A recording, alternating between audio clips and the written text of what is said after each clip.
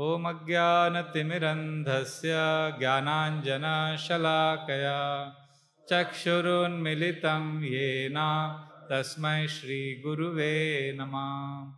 मूकं करोति वाचालं पङ्गुं लङ्घयते गिरिं यत्कृपातमहं वन्दे श्रीगुरुदीनतारिणं परमानन्दमाधवं श्रीचैतन्यम् ईश्वरं। नमो ॐ विष्णुपदाय कृष्णप्रेष्ठाय भूतले श्रीमते भक्तिवेदान्त स्वामिनिति नामिने।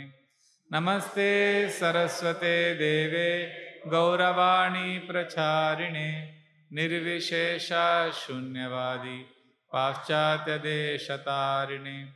वाञ्छाकल्पतरुभ्यश्च कृपा सिन्धुभ्य एव च पतितानां पावनेभ्यो नमो नमः। जय श्री कृष्ण चैतन्य प्रभु नित्यानंद श्री अद्वैता गदाधर श्रीवासादि गौर भक्त वृंद। हरे Krishna Krishna Krishna Hare Hare Hare Ram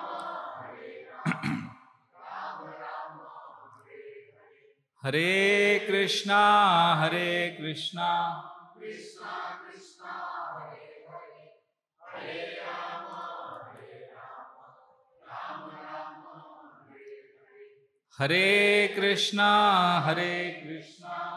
Krishna Krishna Hare Hare Hare Ram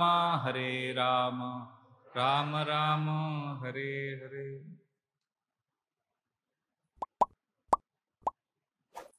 Hare Krishna. We welcome all devotees to Krishna Katha on the occasion of Sri Krishna Janmashtami.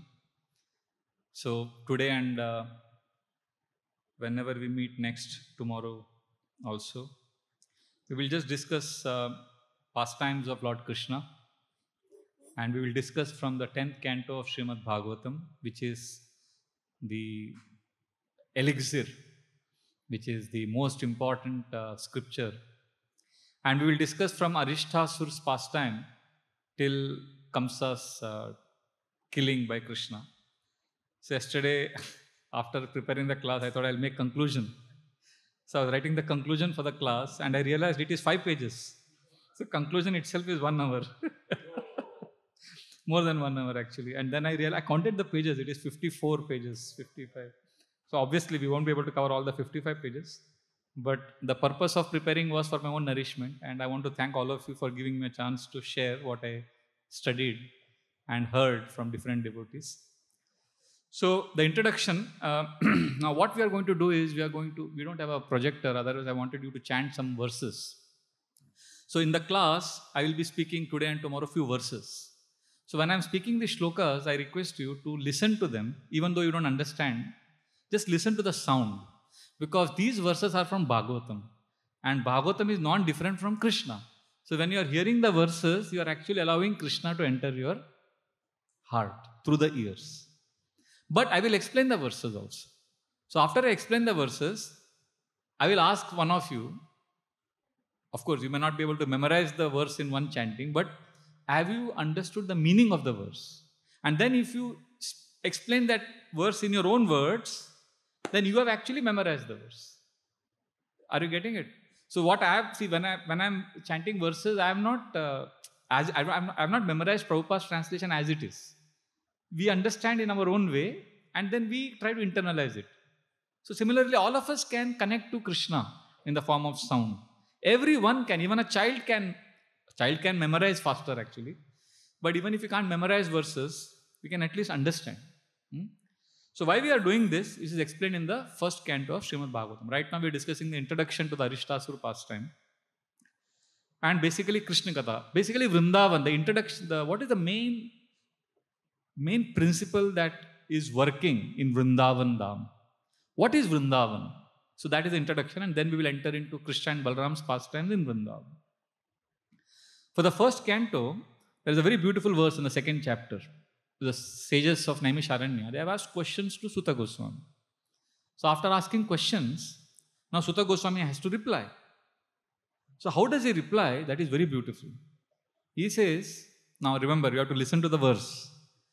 Munaya sadhu prishtoham bhavadbir loka mangalam yat krita Krishna samprishno yenatma suprasidati. Sutta Goswami says, oh Munaya, oh all the munis, sadhu, sadhu. In the olden times, like we say, wow, they used to say sadhu. When anything good you hear, you say, wow. In the olden times, they would say, sadhu, sadhu. So Sutta Goswami is saying, Munaya sadhu prishtoham, prishtoham, aapne prashna pucha, sadhu, sadhu. Great questions you have asked. 6 questions they asked. Why your questions are great? Bhavadbir loka mangalam. Because your questions will bring auspiciousness to the world. Why? What is so special about your questions? Any answer? What is so special about the sages' questions? Not Pavan. Pavan always has answers. Anybody else? What is so special about the questions? Yes, Ayar Mataji.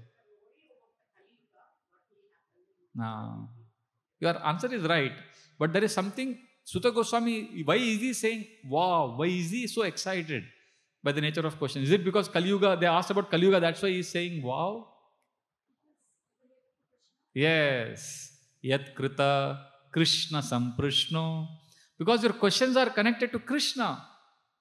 Enatma suprasidati. So if you ask questions about Krishna, if you hear about Krishna, en atma, our atma will become suprasidati, completely satisfied.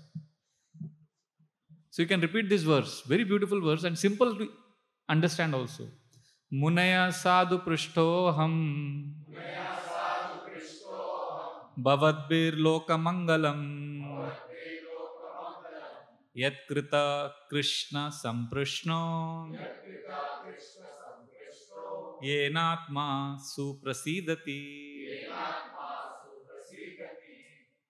Anybody would like to speak the translation of this verse? Just now I chanted, we chanted. In your own words, you don't have to be exactly like this. What did Sutta Goswami say? Yes, Disha Mataji.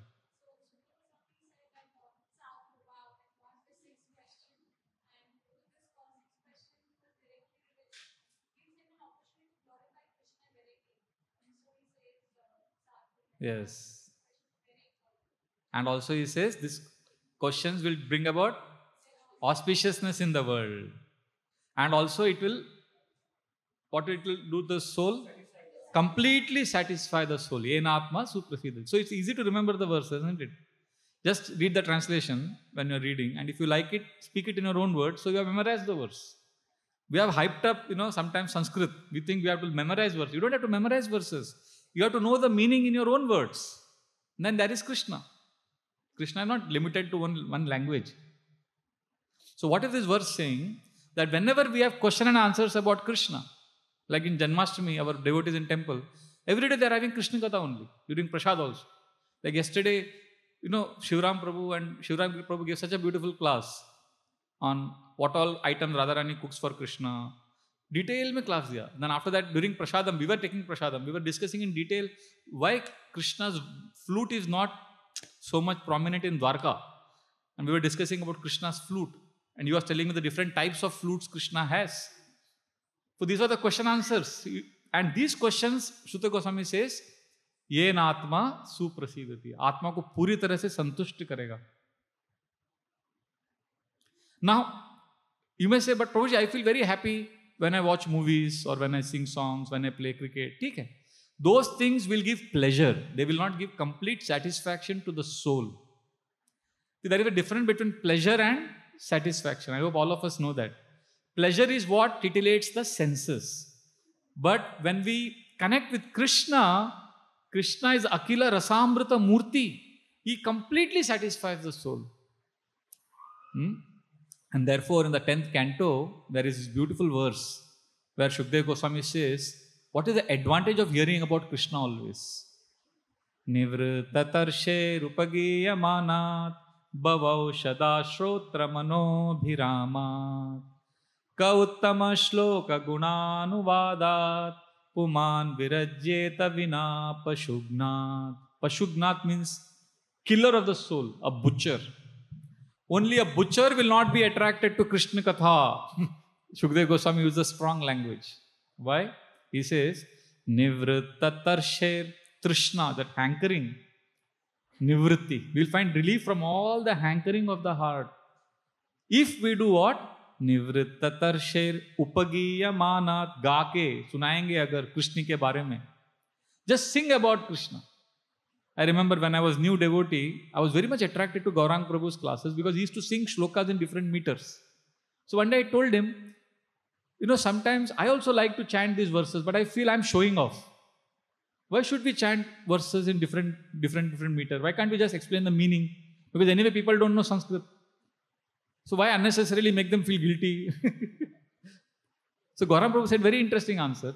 He said, when we decorate deities, we dress with nice turban, nice jewelry. We decorate the deities. So Krishna is non-different. He is appearing in Bhagavatam. So how do we decorate Bhagavatam? By chanting that verses in different meters. It is like putting turban on Krishna. Upagiya Mana, glorifying Krishna's beauty, glorifying Krishna's qualities will remove the hankering of the heart. Trishna. Nivritta Tarsher Upagiya Manat. Why will it remove? Because it is the, let me see if you can get the meaning of the second line. Bhava Aushadi Shotra Mano Biramat. Bhava Aushadi. Because this hearing Upagiya Mana, this glorification of Krishna is the Aushadi. It is the medicine for Bhava, material world, what we are living. Bhava Aushada Shotra. When we hear Mano Biramat, along with medicine, it will make your heart very joyful. Ramat means happiness, enjoyment. Generally in Ayurveda, medicines are bitter. So either you take medicines or you take ice cream. You can't have both. But Bhagavatam is, Shukdev Goswami is saying, Bhava Oshada Shrotra Mano Biramat. It is medicine also and it is ice cream also. It will have the medicinal effect and it will also give the heart happiness. Why will somebody not be attracted to such a medicine? Ka Uttama Shloka Gunanuvadat. Therefore, Uttama Shloka. Who is Uttama Shloka? What is Uttama Shloka? Uttama Shloka means that person who is glorified in best poetry. This is also a very poetic way of calling Krishna. See, Bhagavatam is so poetic. Bhagavatam will many times not directly say Krishna. Bhagavatam will say Krishna's, instead of saying Krishna, Bhagavatam will say Uttama Shloka. That person who is glorified by best poetry. So in poetry form, they are glorifying Krishna. Like when Krishna is playing flute, Shukdev Goswami doesn't say Krishna is playing flute. Krishna says, Shukdev Goswami says, Randran Venu Radara Sudhaya Parayan Gopa Vrinde. He says, the holes of the flute, Randra and Venur, Adhara Sudaya. Adhara means lips, Sudha means nectar. Krishna put the nectar of his lips into the holes of the flute. That is the way of saying Krishna played the flute. So Bhagavatam is very poetic. So similarly here, Shukdev Goswami is saying, Ka Uttama Shloka Gunanuvadat, glorify the qualities of Uttama Shloka, Krishna. Puman Virajeta Vina Pashugnath. Only such a human being who doesn't enjoy this, he must be a butcher. He must be hard-hearted. How can you not? So this is the glories of Krishna Katha. That it is two properties. It is medicinal also and it is pleasurable also. In fact, he is saying Manobi Ramat means festival for the mind. When we were small, we used to like homeopathy medicines very much. Homeopathy medicines, my father used to say it will cure you and it is also sweet. So we used to take 3 pills, 3 small things. We used to take 7 or 8. So sweet. So, and it is medicinal also. So in Vrindavan, when we discuss about Krishna in Vrindavan, this is the effect, if you are attentive. So this is the introduction. See, because why we are talking about Vrindavan? Because see, if we were students, let us say we were engineering 12th standard science students. So our goal would be IIT, NET, then exam, then some medical students, they have their goal. We want to get into AIIMS. Somebody who's doing MBA, studying for MBA, he wants to get into IIM Ahmedabad. So we are Hare Krishna devotees. Our goal is what? Vrindavan. So just like, whoever is studying for whatever, he will study that subject deeply. Similarly, our goal is Vrindavan. We want to go to Vrindavan. We want to go to Krishna. So we will go today to Vrindavan, where devotees are absorbed in Krishna. They are absorbed in Krishna's thoughts and they are blissful. And the speciality about Vrindavan, which is what we are going to now start the class about, this is the principle of Sri Vrindavan Dham, and this will be the topic we will discuss throughout in Janmashtami festival. That is, the speciality about Vrindavan is devotees feel great joy glorifying Krishna, and at the same time they are in a lot of anxiety also. Both emotions are coexisting. Sometimes we think, Prabhuji, Hare Krishna mein we have come, now there will be no problem in life. Sorry. No. Vrindavan mood is, there will be both emotions. Of course, we will discuss what those emotions are. Especially the gopis, about them it is described in the 10th canto. Evam vraja striyo rajan Krishna leela nugayati re ha sutachittas tan manaska mahodaya. Manaska mahodaya. Man mein bada festival chal raha hai gopiyon ka. Why? एवं व्रज स्त्रियो राजन. राजन, राजा कौन है इधर? कौन से राजा के बारे में बात किया जा रहा है? Parikshit Maharaj. Sukhdev Goswami speaking to Parikshit Maharaj. He is saying, O Parikshit Maharaj, evam vraja striyo, the women of Vrindavan, what do? Krishna leelanu gayati. They only sing about Krishna's pastimes. And when they do that, remire, they experience great satisfaction. Tat chittas, in their consciousness, they feel completely satisfaction. And there is a festival. Actually, gopis are at that point of time very sad. Why gopis are sad? Because Krishna has gone to the forest to herd the cows. So gopis are feeling very much separation. Oh, Krishna is gone. Oh, when will Krishna come back? So they are waiting for the sunset. Kab sunset hoga? When will Krishna come? When will Krishna come? And the sun is, after afternoon, the sun is going towards the westward direction. They are looking at the sun constantly. And constantly telling the sun, go fast. Kya ho gaya? Traffic jam hai. Go fast. Go fast. Set fast so that Krishna comes back. So they are in great anxiety. And at the same time, because Krishna Leelanu Gayati, because they are glorifying Krishna, they feel great bliss also. Manaska Mahodaya. So we all have anxiety in life. Anybody here doesn't have anxiety? Congratulations. If you are a very rare soul.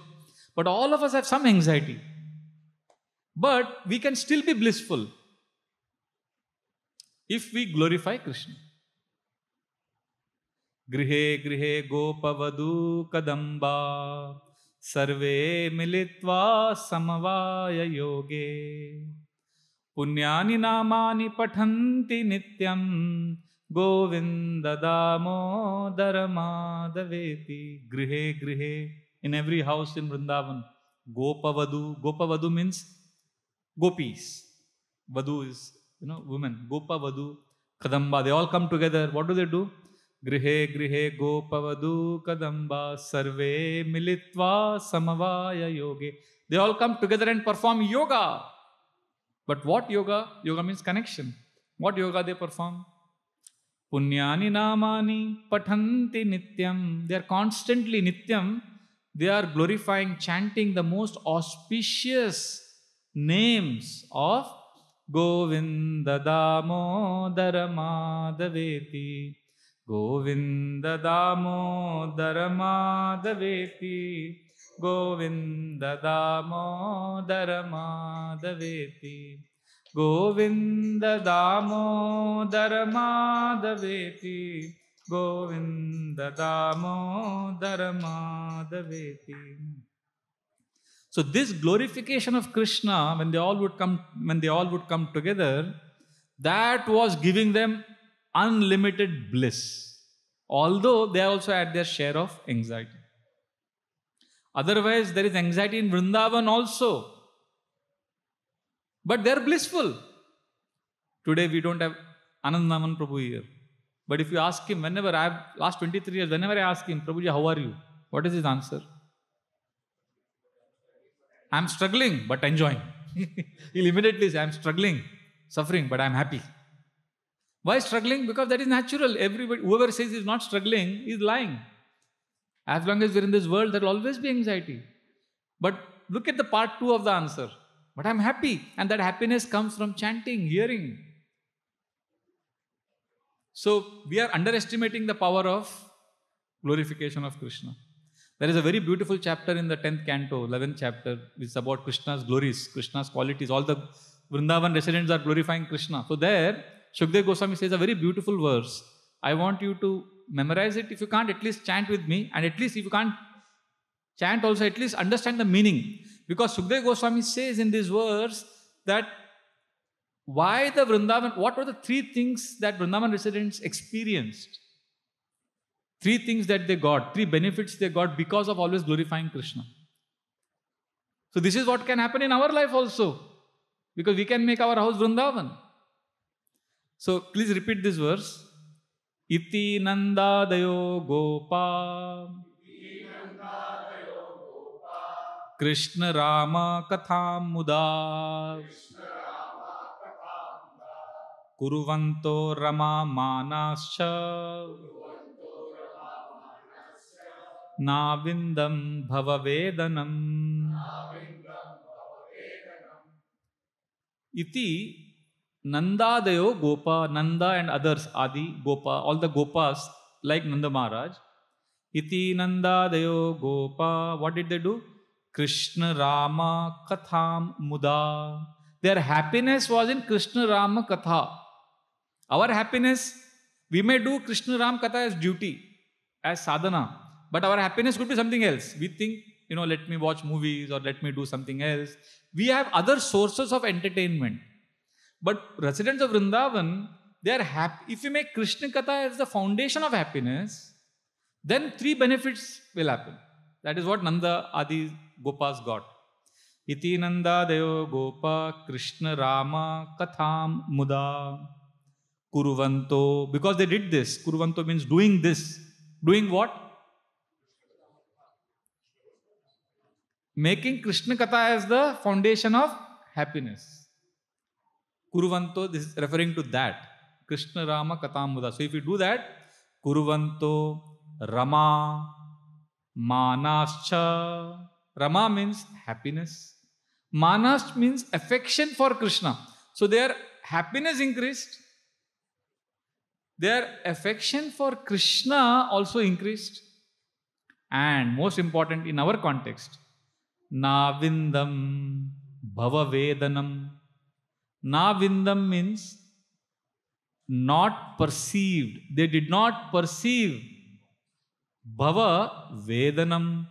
They did not perceive the tribulations of material world. We all face tribulations, that anxiety, that suffering. So the Nanda Adi Gopas, they did not perceive that suffering, which is due to all of us. So what are the 3 benefits? Iti Nanda Deyo Gopa Krishna Rama Katham Muda Kuruvanto Rama Manascha Navindam Bhavavedanam. What are the 3 benefits? First is happiness. Second, affection for Krishna will increase. And third, not perceive the tribulations of material world. There are devotees who say, Prabhuji, I'm constantly bombarded by the anxiety, by the suffering. My mind is constantly troubling me. So let us dive into Krishna Katha. So what is happening in Vrindavan is gopis are in anxiety. So Vishwanath Chakravarti Thakur, he clarifies. I'm going to read that sentence, very beautiful sentence. He says, on material platform, pain is pain. But on spiritual plane, pain is different variety of spiritual ecstasy. So in Vrindavan, the pain they experience is actually spiritual ecstasy. See, if we make Krishna Katha as the foundation, then we will enjoy our suffering. Like Anandam Prabhu, I'm suffering, but I'm enjoying. That is because he is experiencing the Vrindavan mood. So this purport is written by Hridayanand Maharaj and Gopi Paranadhana Prabhu. They are quoting Vishwanath Chakravarti Thakur. But they know that we are all Kali Yuga people. So they give modern example. After this sentence, they write a next sentence, they give example of ice cream. So Gopi Pranadhana Prabhu writes, and Ridanand Maharaj, that on material platform, pain is pain. But on spiritual plane, pain is a different variety of spiritual ecstasy, just like ice cream flavors. Now, ice cream flavors are sometimes mixed to produce a wonderful combination of, that one flavor is a result of many flavors. So they say that similarly on spiritual platform, Krishna and devotees, what they do, they expertly mix different flavors of spiritual bliss. And this becomes a daily treat for the gopis. That's why the gopis are in ecstasy in Vrindavan.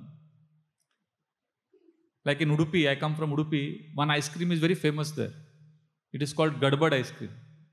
Now don't ask me why the name is called Gadbad. But it is Gadbad. Gadbad ice cream is, you don't know what it is. It is ice cream, sometimes it's like juice, sometimes there is fruit salad, many things are there. Similarly in Vrindavan, many things are there. There is anxiety, there is fear, there is anger also, there is sadness, and there is joy also. Like anybody can give example. When there is fear in Vrindavan, when Kalia, no, not Kalia, when the demons attack, like when Aghasur came in that big form, of course the boys were enjoying that. But when Trinavrata came, there was anxiety, there was fear. So when Kalia had everyone in their coils, and when Kalia caused everyone to die because of his poison, so there was sadness. And when Krishna was tied in the coils of Kalia, there was anger also, there was pain also. And when Krishna leaves for the forest, there is sadness. But when Krishna is dancing on the same Kalia's hoods, then there is great joy. And then after that joy, they're all coming together, they're enjoying, and then suddenly that Kalia's friend attacks. He comes in the form of Kalia's friend attacks after Kalia is subdued. Forest fire, he comes in the form of forest. And again, they're all in anxiety. And Krishna says, close your eyes, I will devour that forest fire. So what is happening here, you see, there is anxiety, there is joy, there is fear, there is ecstasy, sab mix ho raha hai. So this is expertly mixed to create bliss. And therefore, just like in ice cream, there is this gadbad flavor. In spiritual life, what is the best flavor? What is the best flavor in spiritual life called? Vrindavan flavor. That is what is Vrindavan. That is what is Krishna Leela Anugayati. That is what the gopis are doing. They are constantly singing Krishna's glories. And Srila Prabhupada writes in the purport here that material world is so contaminated. Material world, Prabhupada writes, is so contaminated that even in Vrindavan, which is an all blissful place, demons were attacking every day and they were trying to disturb the peaceful condition. So you can imagine, material world is so bad that even in Vrindavan, demons are attacking. So what can we say about Mumbai or Delhi? Isn't it? So we are in wonderful Sangha, but demons are there here also. It's not the other devotees. The demons are the agents of Kali, quarrel and hypocrisy. When we come together with other devotees, we quarrel, and when we are alone, we become hypocrites. So hypocrisy and quarrel is demon attacking the Vrindavan of our heart. So what do? What is our hope? Our hope is to fix our mind on Krishna. So remember that verse which I chanted from 10th canto, 11th chapter. Anybody remembers the meaning of that verse where I explained what did Nanda Maharaj and other Gopas experience? Karthik, what did Nanda Maharaj and others experience because of glorifying Krishna?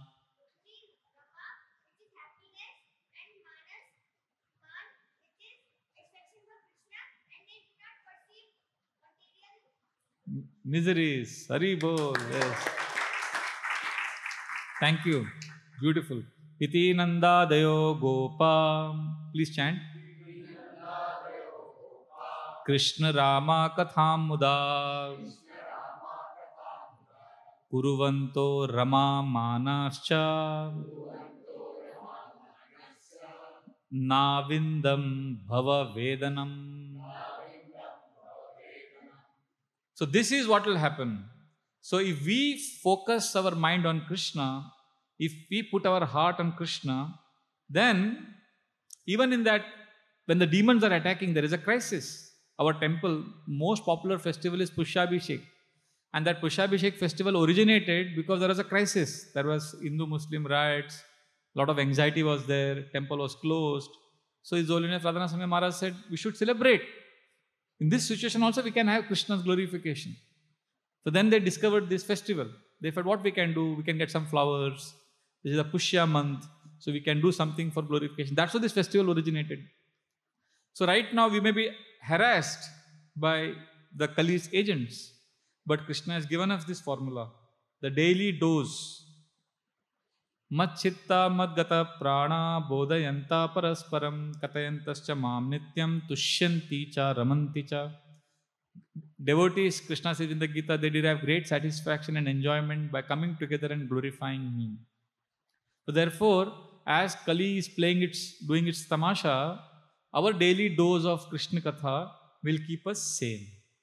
So when devotees come together and do hearing and chanting, if we claim to be devotees, when we come together and interact with another devotee, what do we do?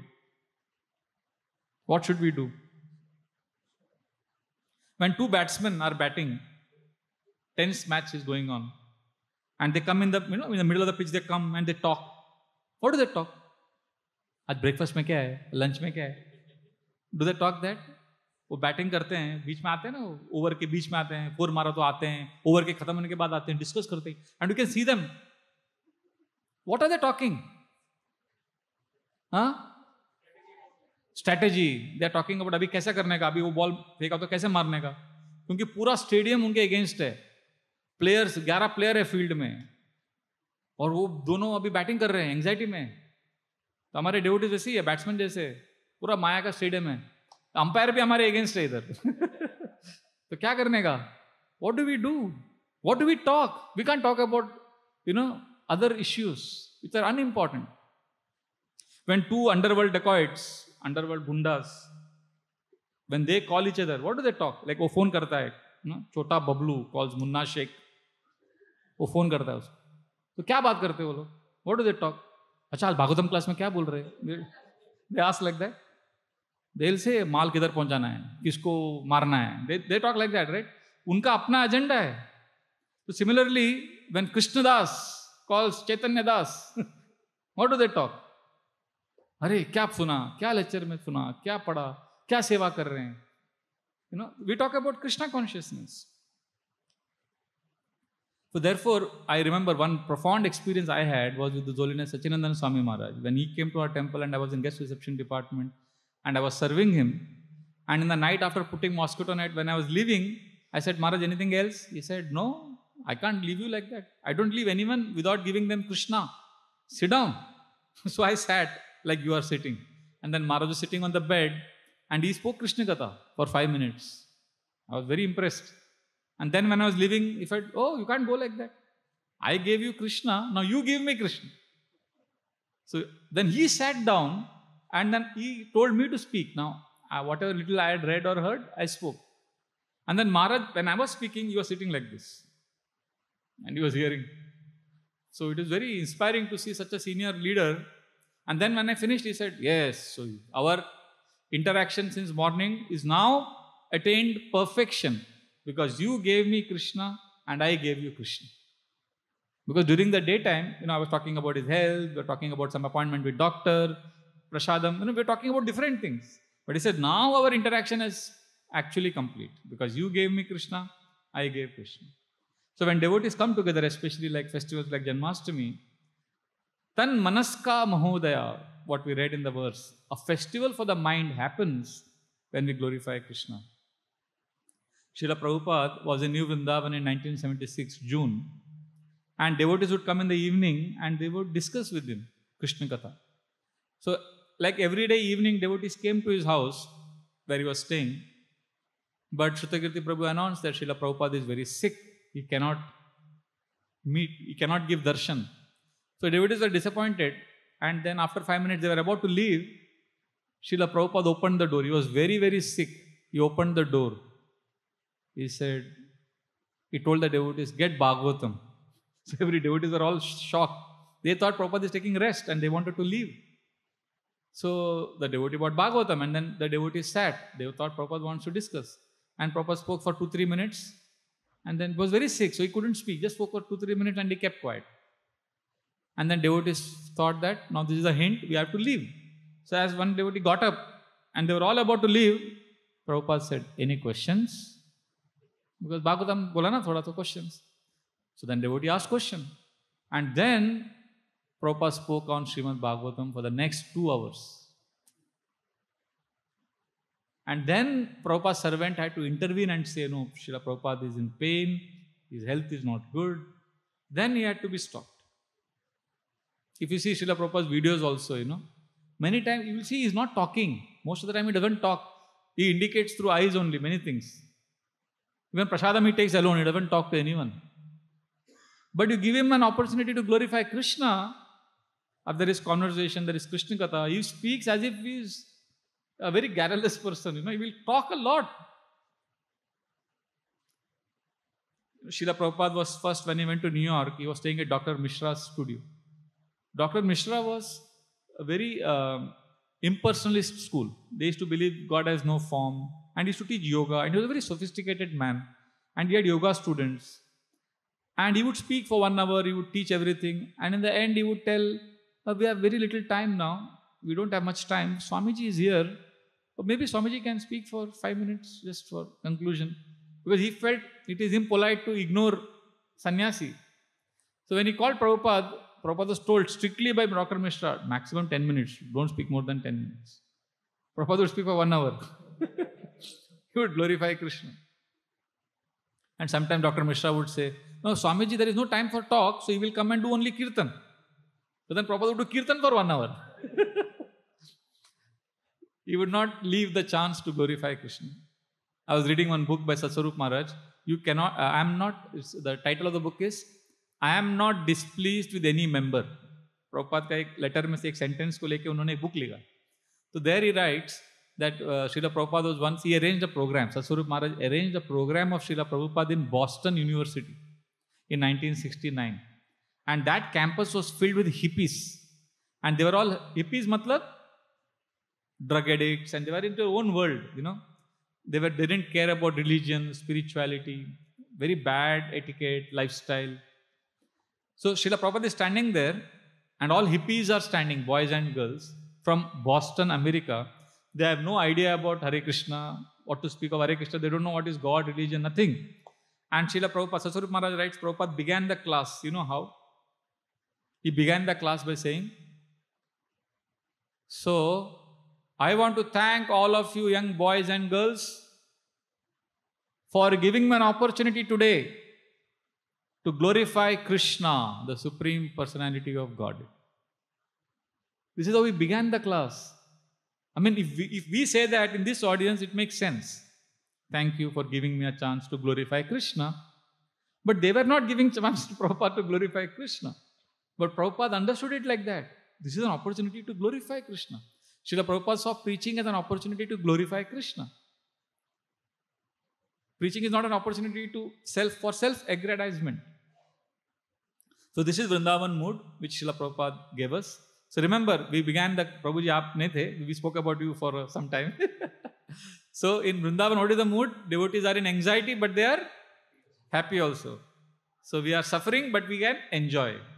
If we have Krishna Katha, Krishna Leela, Leelanu Gayati. This is what the gopis were doing. So this is the best scene in many pastimes. We'll take one pastime. Kamsa sent one demon, Arishtasur. Now Arishtasur came in what form? Anybody knows? Wait. Okay. Yes, Abhishek.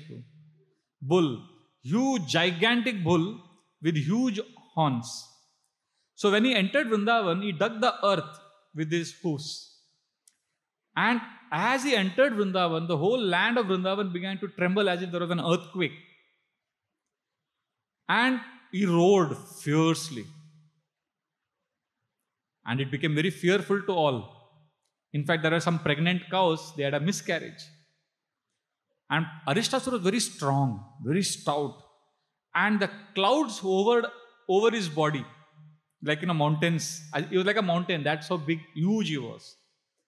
And the cows, the animals saw Aristasura. They began to run away. Men and women became fearful. They all turned to Krishna. Krishna, Krishna. They called out to Krishna. So Krishna came and he said, don't be afraid. And he told everyone. And he came in front of Aristasura and he stood. And he told Aristasura, you lowest of creatures, why are you frightening the residents of Gokula? If you have come to challenge my authority, I am prepared to fight. But why do you give harassment to my dear devotees? So then Aristasura attacked Krishna. Now, as he was running towards Krishna, Shukdev Goswami describes what was Krishna doing. Krishna did something which irritated Aristasura more. Can you guess what he must be doing? What do you think Krishna would do? It should irritate Aristasura more. You think he made some sign like this? Or he did something? Shukdev Goswami describes, Iti asphotya chuto rishtham tala shabdena kopayan sakyor amshe bhuja bhogam prasaraya vastito hari. Iti asphot achuto rishtham. He started clapping his arms. Chalo aajao, fighting ke liye. So he started clapping his own arms. And then he clapped his hands. Tala shabdena kopayan. That increased the anger of Aristasura. That this small boy, he is excited to fight with me. And not only that, then Krishna, Sakyor Amshe Bhujarish Bhogam. He put his hand, right hand, on the shoulder of his friend who was standing next to him. So Aristasura got more angry that, अरे ये डरता नहीं है और इसके friends, ये लोग भी बिना डर के ऐसे बैठे खड़े. So Krishna put his arms on the shoulder of his friend and Prasara Vastito Hari, and Krishna was smiling. Matlab, he's not afraid, ready to face this demon. And Rupa Goswami writes more purport. I recently got Acharya folio. This is containing purports, commentaries of all the Vaishnava Acharyas. It is so many, so much, so huge. So वहाँ पे अच्छा एक purport लिखते Rupa Goswami that Krishna was not doing only this much. Krishna was doing more. Krishna was, what are the different things he was doing when Aristasura attacked? He was clapping hands, clapping his arms, putting his hand on the shoulder of his friend, and then with his sidelong glance, he was looking at the gopis and passing some love messages to them. And then also, he was composing poetry. So Rupa Goswami says, this proves Krishna is chatur, clever. So Rupa Goswami defines clever as somebody who can do many things at the same time, multitasking. Like our devotees are also very chatur. They will be driving, they will also check WhatsApp message, and they will do chanting beads. Sola mala bhi karenge, driving bhi karenge. We can't do that. Only Krishna is allowed to do multitasking. So Aristasura got very angry when he saw this, that this small boy is not afraid of me and his friends are also enjoying. So he roared and he attacked. So Shukdev Goswami says, like thunder, like thunder attacks. So he attacked very fast. And as soon as he came in front of Krishna, Krishna held the horns of Aristasura. He had huge horns. And just like an elephant, elephant picks up a rabbit and throws away. So he picked up Aristasura and threw him away for a great distance. So Aristasura got up and he was very angry. And he again attacked. And again his horns were in the front. And this time again Krishna held the horns. But this time Krishna did not throw him away. Krishna threw him on the ground there only. And when he threw him on the ground, his horns broke. And then Krishna jumped on him. And Krishna squeezed him with his leg, just like, pocha marte kapda rehta na apna. You take that cloth and sometimes you put it on the ground and you squeeze it with your leg. So Krishna squeezed Aristasura with his feet, lotus feet. And Aristasura started rolling over and he started yelling and he started bleeding and passing stool and urine. And in that great pain, his eyes, they bulged out of the sockets. And he died. And when he died, all the devtas, this is what they always do. They throw flowers. They shower flowers. And Krishna, after killing Aristasura, very triumphantly, like a big hero, he entered Vrindavan with Balram. And everyone in Vrindavan again started having festival and they started clapping, joyful. Just see, there was festival and suddenly there became anxiety because Aristasura entered. And now again there is festival.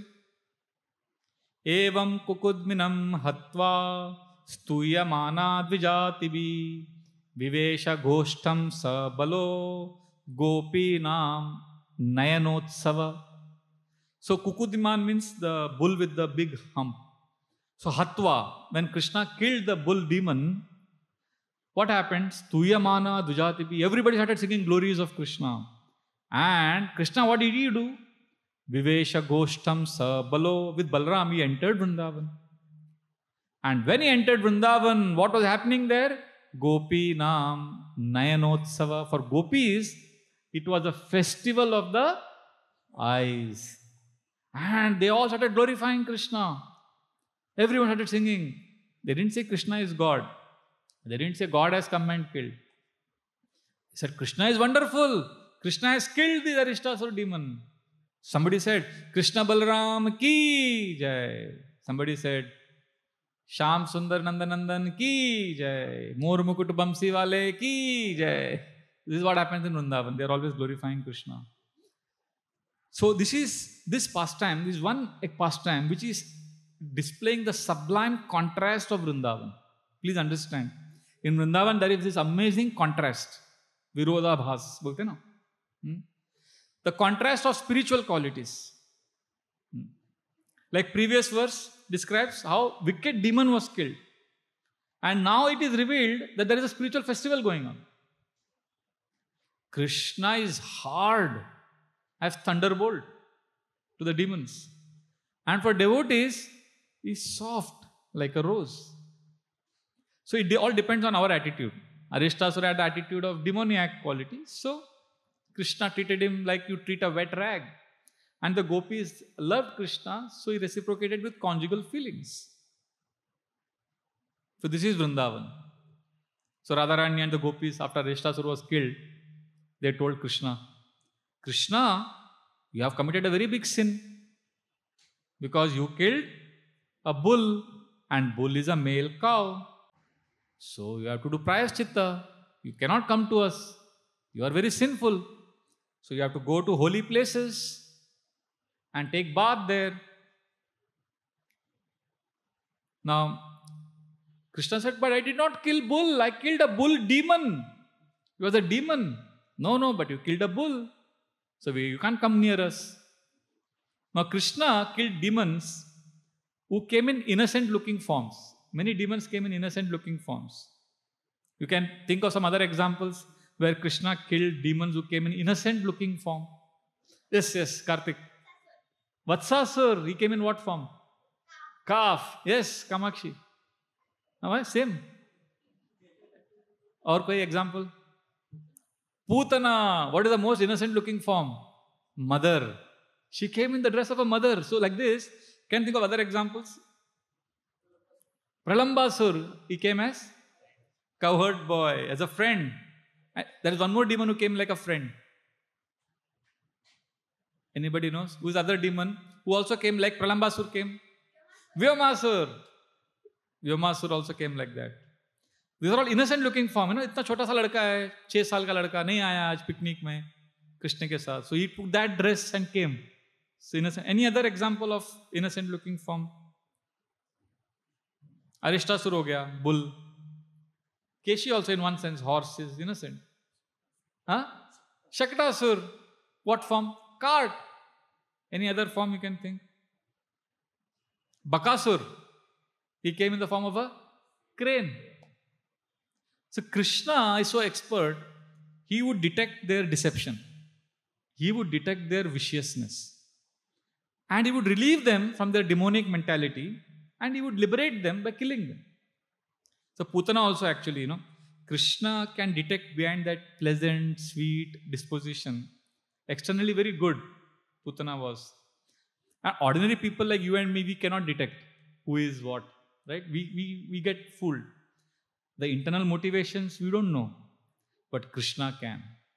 Why Krishna can know? Because Sarvasya chaham hridhi sannivishto matta smritir jnanam apohanam cha is there in the heart. He can know. So many demons, they took innocent forms to destroy Krishna. Sometimes, even we see in this world also, malicious people, they take innocent form. Like one of the classic examples is Indra himself. Indra is known as Shatakratu, one who performs 100 Ashwamedha Yajna, and then he became Indra. So when he saw Prithu Maharaj is doing Yajna, and Prithu Maharaj is going to break his record, because century is very lot of pride even during those days. Not only now. Century ho gaya to bahut bada cheez hota hai. So Indra came in the guise of a sannyasi because Prithu Maharaj had completed 99. So unko 99 mein out karne ka tha. So Indra came in the dress of a sannyasi and he took that sacrificial horse. So Indra came in the dress of a renunciant, but he didn't have the spirit of renunciation. He was attached. So what I'm trying to say is, there was no sync between his dress and his attitude. There is a difference. Same with Putana. Putana, very trustworthy, na? Like mother ke roop mein aayegi to anybody will trust. But her intention was to harm. So Aristasura was not bull. He was a bull demon. So Krishna was defending and the gopis kept criticizing. So now you look at this. Krishna is the source of all purity. Apapa Vidham. Ishopanishad says, Krishna ke sampark mein jo aaya, uska sara paap nikal jayega. But Vrindavan is such a place that where Krishna is accused of papa. Krishna, we know, is apapa Vidham. But the gopis are not saying, Krishna, you are the source of all purity. They are saying, you are sinful. Like we chant this mantra every time we enter DT room or we do any seva. Om apavitro pavitro va sarvavastam gatopiya yasmaret pundarikaksham sabhya bhayantara shuchi. Om apavitra pavitro va. Whether you are impure or pure. Sarvavastam gatopiya. In every time, place and circumstances, yes, Maret, remember Pundarikaksham, the lotus-eyed Krishna. What will happen? Sabhaya bhayantara, externally and internally, Shuchi, you become pure, you become clean. That is Krishna, and that is the verse we chant. So how can Krishna be sinful? Anybody would like to answer? How can gopis accuse him of being sinful? What is the logic behind this? How will you answer this question? Anybody? Yes, this is the pastime. There is no logic in this. There is pastime. This is a very playful, loving, joking, teasing exchange. ऐसा होता है ना relationships में? तो Krishna और devotees में भी होता है. We cannot imitate. But Krishna's most intimate devotees also have playful, loving, joking and teasing exchanges. And that is why Gopis and Radharani told Krishna that you are sinful. You have to take bath in all the holy places. And Krishna agreed. He said, okay. But I will not go to all the holy places. I will call all the holy places here. And Krishna stamped his foot on the ground and he created a hole. And it became a ditch. And then it became a pond. And then Krishna meditated. And immediately all the holy places came there. Ocean god came, salt water ocean came, the milk ocean came. The personified form of Sindhu river, Ganga, the personification of Yamuna, Tamrapani, Pushkarini, Godavari, Kaveri, Saraswati, all the deities came and they told Krishna, we are feeling so fortunate and blessed that you are given an opportunity to serve you.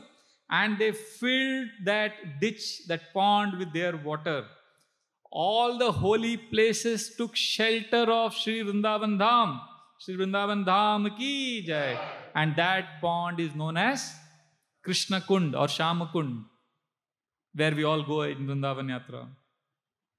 So therefore, Krishna established to this pastime that Vrindavan is the topmost abode in the creation. Because all the holy places are there only. And there is a beautiful verse in the gopis when they are singing. This is another chapter. So gopis are telling, one gopi is telling another gopi, Vrindavanam sakibhavo vitanoti kirtim yad devaki sutta padam bhujalabda lakshmi. Govinda Venum Anumatta Mayura Nrityam Prekshadrisan Avaratanya Samasta Sattvam. Such a beautiful description this gopi is telling another gopi. Do you know, O Sakhi? Vrindavanam Sakhi. O Sakhi, do you know what is the speciality about Vrindavan? Vrindavanam Sakhi Bhuvo Vitanoti Kirtim. Vitanoti means spreading.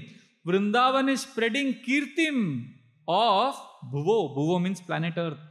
Vrindavan has spread the glories of planet Earth.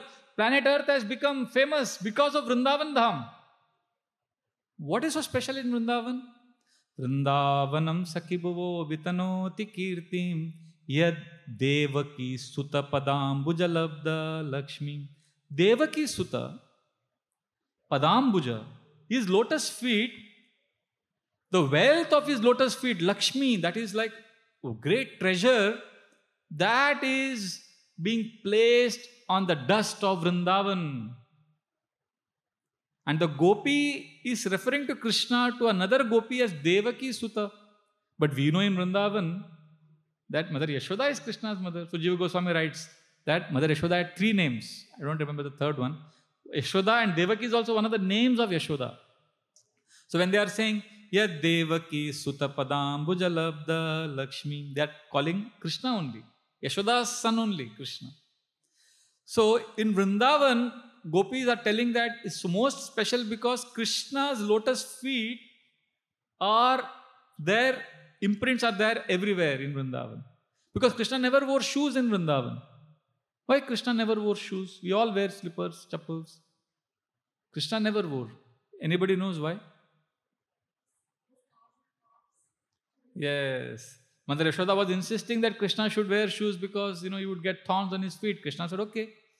But my cows are not having. And I have 9 lakh cows. So how many shoes? 36 lakhs. So he said, unko juta nahi pehna, to main bhi nahi pehnunga. Krishna actually wanted to run without any footwear. So the gopi is saying, the speciality about Vrindavan has spread the glories of planet Earth. Vrindavanam Sakhi Bhuvo Vitanoti Kirtim Yad Devaki Sutta Padambuja Labda Lakshmi. And then what is happening in Vrindavan? Govinda Venum Anumatta Mayura Nrityam. Govinda, and then Govinda puts Venu. He takes his flute. And what happens when Krishna plays his flute? Govinda Venum Anumatta Mayura Nrityam. The peacocks go mad when they see Krishna is playing flute and they start dancing.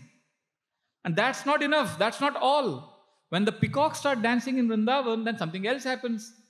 Govinda Venum Anumatta Mayura Nrityam Prekshadrisan Avaratanya Samasta Sattvam. Samasta Sattvam. There are all the other living entities, many of them, some of them are on the hill, Govardhan hill. And they are seeing this. Prekshadrisan. They all immediately, they see what? They see Krishna is playing flute. They see the peacock is dancing. They all become stunned in ecstasy. And they look like statues. For the gopi is recalling. Like this. This verse I spoke in the context of how Vrindavan is most special. And Krishna is always pure. But to please Radharani and gopis, he took bath in that Shamakund, which is created. And the rivers, all of them, they got Krishna's touch, no? So they got purified. And that is where they felt fortunate. So externally, it is appearing Krishna is becoming purified by taking bath.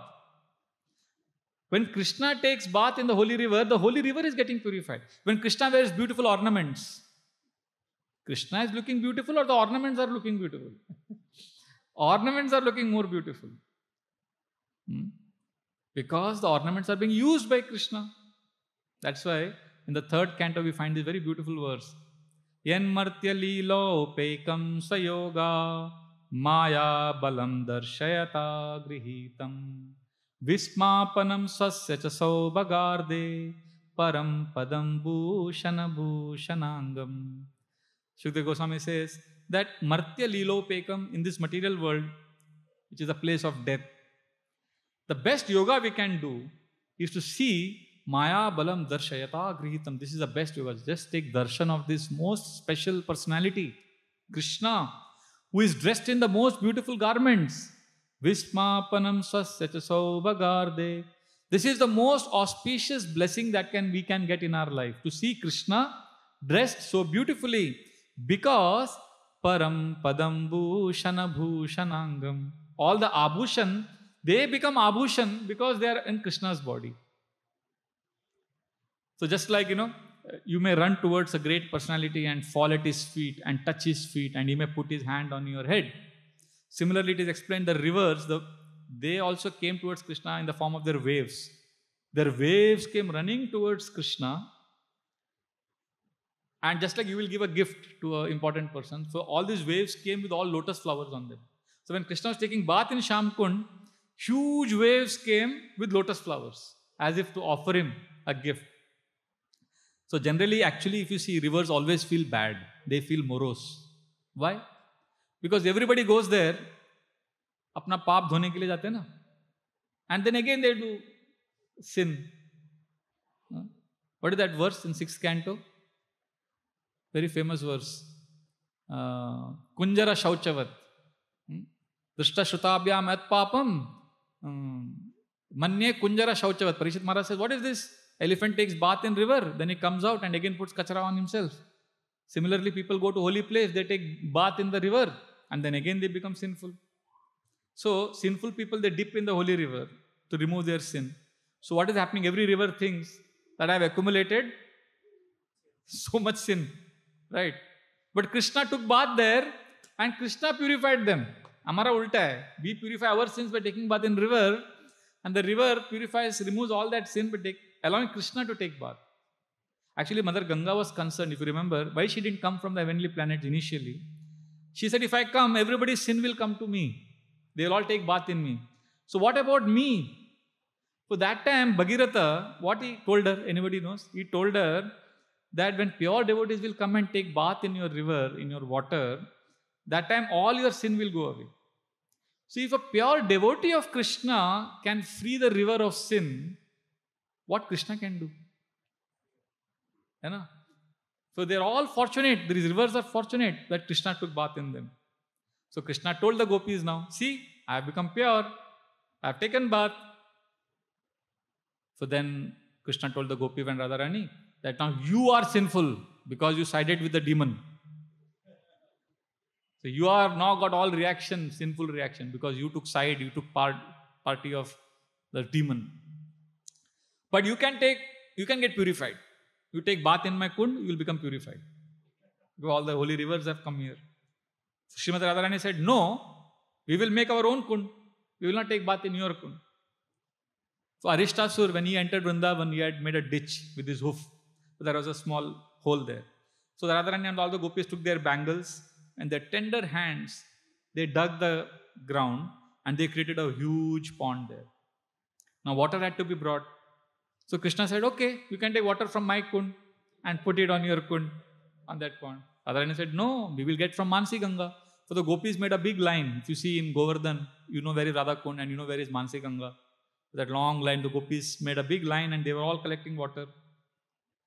So that time, the holy places personified, he appeared in front of Srimati Radharani and said, we got Krishna's mercy. We want to now get your mercy also. Please allow us to fill your pond with our waters. And Srimati Radharani very graciously gave permission to the holy places. And Krishna very joyfully declared that this is going to be the most holy place in creation. Yata Radha Priya Vishnu Tasya Kundam Priyam Tata Sarva Gopeshu Sadvaika Vishnur Atyanta Vallabha. Just like Srimati Radharani is very dear to Krishna, Radha Kund is most dear to Krishna.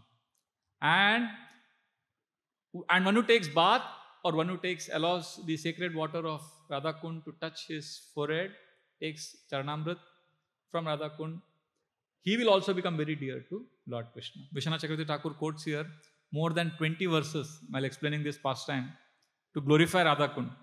So like this. So we have discussed now which pastime from Krishna Lila? Arishtasur. Now, Arishtasur pastime marks the beginning of the end of Krishna's Vrindavan pastimes. Because this pastime was noticed by Narad Muni. And Narad Muni wants what? He wants Krishna to do more and more pastime. He loves Krishna, right? He's a pure devotee of Krishna. But he wants Krishna's pastimes to manifest in other places also, by only Vrindavan. So, we know what happened after birth. Krishna immediately came from Mathura to Vrindavan. So, last 10 years he was in Vrindavan. Now also, Narad Muni feels, 10 साल वृंदावन में रहे, अभी बाकी लोगों को भी mercy चाहिए ना, एक ही जगह पे. So, there are devotees in Mathura also. We will read today or tomorrow whenever we reach there. Mathura में इतना devotees हैं Krishna के. So, Narad Muni is concerned for them. When will they get mercy? And there are so many other devotees in so many places. So, demons were coming to Vrindavan. They were getting delivered. But Narad Muni began to think, but Krishna should also go to demons, no? And deliver them. So, Narad Muni is very, very merciful. Remember this. He is very merciful. So, after Arishtasur was killed, Narad Muni went to Kamsa. And he said, Kamsa, you are searching for the 8th child of Vasudeva and Devaki. Remember? And when you try to kill, you realize that it is a girl. And she became Durga. But do you know really what happened? In reality, Vasudeva secretly, without telling you, took Krishna. He had a male child was born. He went to Vrindavan, exchanged with Nanda's daughter. Narad Muni told everything. Kamsa till now did not know. Kamsa was thinking Vasudeva and Devaki are very nice. They are very truthful. But now Kamsa came to know the truth. Kamsa became very angry. Because so far, no, he was not sure. He was not clear. He used to hear the demons are getting killed when they are going to Vrindavan. But he was confused whether the 8th son was boy or girl. So, he was not very sure. But now, Narad Muni, so such bolenge, pura clear, he came to know the whole strategy, what all they did. So he said, Vasudeva has cheated me. Vasudeva always speaks the truth. He is a man of principles. I trusted him so much. And he always followed morality. And now he is lying. This is very bad. But we all know that lying is bad, according to moral codes. But lying, because Krishna has ordered him, then that is transcendental. That is not, we should not lie. But if Krishna tells you, abhi ye karo, like you see, we say you should not cross railway tracks. As somebody is fallen on the railway track and train is coming, so you will have to cross to help him. So sometimes the rules are not rules, we have to understand the spirit of the rule. So Kamsa became very angry. He said, I will go and kill Vasudeva and Devaki right now. So if you enter the pastime at this stage, you will think, Narad Muni has gadbad kar diya. How can we say he is a devotee? So it seems that Narad Muni is creating trouble. In India, people think Narad Muni is troublemaker. They call him Natakat Narad. But Narad Muni is a pure devotee of Krishna. He is in our parampara. He has not created trouble. Actually, what Narad Muni did just now, he has acted in favor of Vasudeva and Devaki. Any guesses on how he has done something good for Vasudeva and Devaki? Yes, Kamakshi.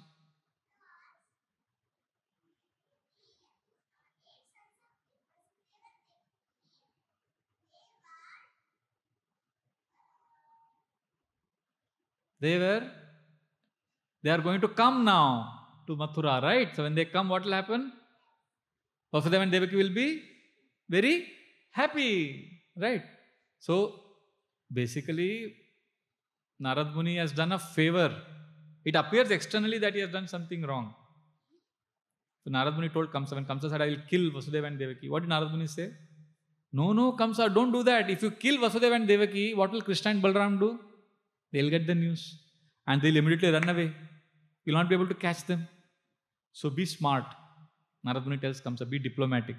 So you get them here by diplomacy. So if you see, what is Narad Muni doing now? His agenda is to get Krishna and Balram to Mathura and then bring happiness to Vasudeva and Devaki. Because his parents have been in separation for 10 years. So what we learn from this is you can't see pure devotees externally. What they do, advanced Vaishnavas, we have to see the intention of their heart. See, because there is verse in the 11th canto where Vasudev is telling Narad Muni that you are most merciful to our family. It is because of you that we have got Krishna. So if Narad Muni was acting against the interest of Vasudev and Devaki, then this verse would not have appeared in the 11th canto. And then Vasudev also says in that verse that it is because of you that Kamsa got killed. See, often we see everyone externally. Pure devotees also we see. Srila Prabhupada, when he was going to America, very interesting. He was staying in Scindia steamship colony. So from there he used to walk to Andheri station because he didn't have money for the auto rickshaw. So he used to walk towards the railway station. There he used to stay in that colony and everything was ready now. He has to go to America. So Sumati Morarji's secretary, every day in the evening used to make fun of Prabhupada. Yeah, Swamiji, we know why you are going to America. Because you're old man, you before dying you want to once see America. So desire hai kya? And Prabhupada would also laugh with him. So this is, when I read this past time I was laughing, this is how, that is how Narad Muni got bad name, no? We see externally, we don't understand what they are doing, why they are doing what they are doing. So Prabhupada would laugh with them. Even Jew land, many devotees, they were bewildered. Srila Prabhupada was fighting for that land. Devotees were saying, "Arey, chhod do na, itna land hai India mein, kya kya hai? Mr. Nair ke sath, why are you fighting so much for that land?" They saw Prabhupada as very possessive. They saw it from a very materialistic view. But then devotees understood. Srila Prabhupada used to walk from Andheri station every day. He used to walk from that land. And he used to see that land and he used to say, it will be so nice if there is a temple for Radha and Krishna here. And after 6-7 years, they got an offer for that same land. So Srila Prabhupada recalled his promise to Krishna. And then after he had done the groundbreaking ceremony, he had promised Radha Ras Bihari that you please stay here, I will make a nice temple for you. So Srila Prabhupada was in the mood of, just like Nanda and Yashoda, when Krishna was caught in the coils of Kaliya, how they were very protective about Krishna. So Srila Prabhupada was very protective about Radha Ras Bihari. Arey, inka mandir hai? Ye kaun hai aisa kar raha hai? So, but that many people could not see. So the lawyers of Mr. Nair were thinking he is a materialistic person like Mr. Nair only. They could not see. There are many pastimes like that. Actually, when Srila Prabhupada was in New York, first time he was giving lecture, all old people were sitting. They were not interested in bhakti. Srila Prabhupada was telling them, do you know about Krishna? They didn't know anything about Krishna. At one point of time, Srila Prabhupada actually said this, I am not happy here. My heart is hankering to go to Vrindavan. I left all of that and I came here. I am not happy here. And there is one person in the audience, one old lady in the audience. She is actually saying, yes, Swamiji, we know you are not happy here. We are not happy. Yeah, I should go back to Vrindavan. And Srila Prabhupada is saying, I am not happy here. But I will not go back. My Guru has ordered me to preach. So externally, we cannot see a pure devotee. If he says, I am not happy, we think, oh, he is not happy. So they are actually Krishna conscious. Actually, the first ever Harinam, when Srila Prabhupada did in Washington Square Park in 1966, he told devotees, every day we are doing kirtan in this room. Let us go out and do in the park. Nobody wanted to go. You read in the Lilamrit, detailed description. Swamiji, no, we don't do that. In America, we don't go like that in the road. We do here only, in this room. And Prabhupada, straight face. No, do it, you will love it. Do it. Nobody was interested. Srila Prabhupada literally forced them to go. And when they went, it created a sensation. People started heckling them, started making fun of them. And when the devotees went and they came back, they knew that they had conquered the American silence. They had established Harinam in America. So we can never know a pure devotee through external what they say, what they do. Gadadhar Pandit, Chaitanya Mahaprabhu's most intimate associate, could not recognize Pundarik Vidyanidhi just because he was dressed in opulent dresses. He had perfumes all over and he used to look at the mirror and chew pan. So Gadadhar Pandit was thinking, "Arey, to pura materialistic hai." But then when he heard, Bakiyam verse, Pundarik Vidyanidhi became ecstatic. Bhagavatam, see, Vritrasur is a demon. But if you read the last 4 verses he chants, suddenly people realize, oh, he's a pure devotee of Krishna. Bhishma was misunderstood till the very end. And last Krishna comes to him. So sometimes, we are living with devotees, we misunderstand them whole life. And then like Dhritarashtra and Bhishma, we realize, oh, they were very advanced devotees. And we have to wait for the memorial program to hear their glories. So anyway, this is a little side topic. But the point is, Narad Muni is a pure devotee. So what he has done now, he is trying to get Krishna and Balaram to Mathura. Now, Kamsa, Acharya has explained. Now, Kamsa, when he realized, okay, Krishna and Balaram, they are Vasudev's sons. Oh, mere paas cheating hua hai. So Narad Muni convinced him not to kill also Vasudev and Devaki. He understood that. So then Jiva Goswami asked, then Kamsa could have gone, no? To Vrindavan and killed Krishna. Abhi to malum pad gaya sir. No, but he did not go. Because Kamsa wanted to do it diplomatically. Already he had become Badnam. So he thought, let me try other ways. In such a foolproof plan, he thought he will make, by which his reputation will not be tarnished anymore. And that is why Kamsa did not go to Vrindavan. Kamsa said, let me get Krishna and Balaram here. And now all this planning strategy Narad Muni did. Who told him to do? Did Krishna tell him, hey, Narad Muni, jaake aisa bolo Kamsa ko? Krishna did not tell. But Krishna wanted all of these things to happen. So that means Narad Muni, pure devotee, Shri Guru, is always in touch with Krishna's intention, Krishna's plan, Krishna's heart. And this is the proof that Krishna's pure devotees' plans are always in sync with Krishna's desire. That is how they make plan. Because pure devotees are directed by Paramatma. Dadami buddhi yogam tam yena mamupayantite. Krishna says, I give the intelligence by which devotees come to me. And people unfortunately make fun of Narad Muni and they think he creates conflicts. Actually, this is an offense. If you ever see anyone saying like this, you should correct it. It's a gossip, wrong interpretation. Narad Muni is serving Krishna, is serving devotees.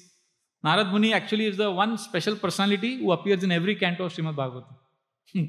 Everywhere he is there. In every canto you will find at least somewhere. So, so what did Narad Muni do basically? He agitated Kamsa. So that Krishna and Kamsa can meet soon. That was his agenda. Basically, he was expediting Kamsa's death. Jaldi marna chahiye Kamsa. And Kamsa wanted to kill Devaki first, then Vasudev. Now, actually when the first child was, that story, Kamsa wanted to kill Devaki when that Akashvani was made. Then Vasudev convinced him, I'll give you the child. So then Kamsa got pacified. Then Vasudev gave the child. Then when Vasudev gave the first child, what happened to Kamsa? Kamsa's heart changed. Kamsa said, "Arey, tum bahut acha aadmi hai. Koi baap apne bete ko deta hai marne ke liye. You take the child, I'm very satisfied." Then Narad Muni comes to Kamsa and says, why you gave the child back? If it's first child, no, 8th child ka problem hai. Kamsa then took lotus flower and he showed the 8 petals. And if it is 8 petals, mein kaun sa first hai, kaun sa second hai? You don't know.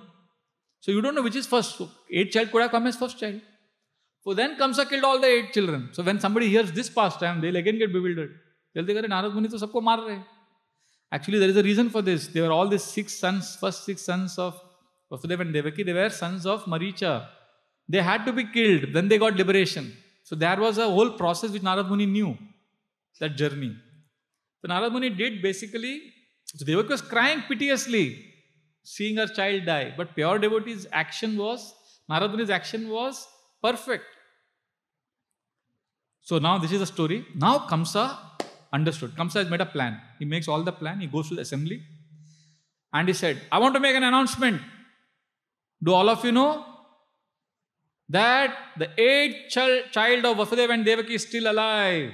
And his name is Krishna. And he is the one who has killed all my friends who had gone to Vrindavan. And this is the cheating by Lord Vishnu. Lord Vishnu has appeared as Krishna. He is always cheating. He came as Vamandev and he cheated the virtuous Bali Maharaj. He came as Varahadev and he cheated Hiranyaksha. He came as Hiranyakashipu, he came as Narasimhadev and came out of a pillar. So he did all this cheating business. And now he has come as a young boy and is killing all my friends. And all this cheating business of Lord Vishnu is happening because I have been betrayed by Vasudev. And in front of everyone, Vasudev was also in the assembly. Kamsa insulted Vasudev very badly. And when everybody was seeing Vasudev is being insulted, Andaka got up and he defended Vasudev. He said, Kamsa, be ashamed. Vasudev has always been truthful. He handed over his 6 children to you. Which father will give children to be killed? But he gave his 6 sons. So what if he has not given the 8th child?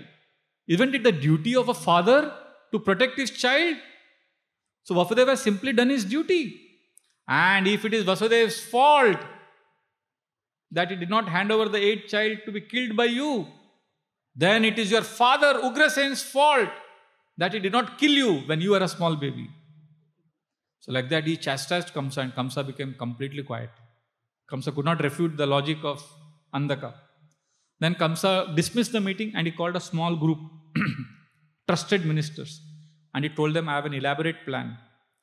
We will kill Krishna and Balram because they are been predicted to kill me. So before they do that, we have to ensure that Krishna is killed.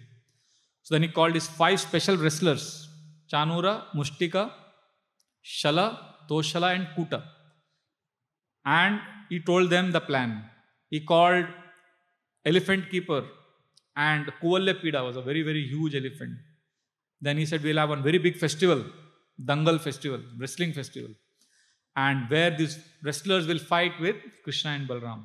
And he said, we'll do an elaborate Dhanur Yagya, where we will worship Lord Shiva's bow.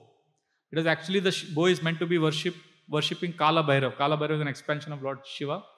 Srila Prabhupada writes in the purport that even today in Vaidyanath Dham, this Kala Bhairav is worshipped. And Srila Prabhupada also writes in the purport that even today wrestling matches are very popular in northern India. So this is northern India. Kamsa is knowing that wrestling will be very popular. So he's organized a big festival and he tells his trusted ministers, I'll be calling Krishna and Balram here for this wrestling festival. So this is the plan. But Kamsa says, we'll make one more foolproof plan. Before they come to Mathura only, we'll kill them. So he calls 2 of his very trusted demoniac friends, Keshi and Vyomasur. And he tells Keshi, go to Vrindavan and kill Krishna. And Vishwanath Chakravarti Thakur immediately in that shloka there, he changes the meaning. He says this meaning actually appears as, Keshi, go to Vrindavan and get killed by Krishna. He translates it like that. So he basically, Kamsa has made a foolproof plan. Dhanur Yagya, 5 wrestlers, elephant. So बहुत सारा plan बना देता है. Keshi, Vyomasur, all details. This is the psychology of a demon. Bhagavad Gita reveals the 16th chapter how demoniac people think.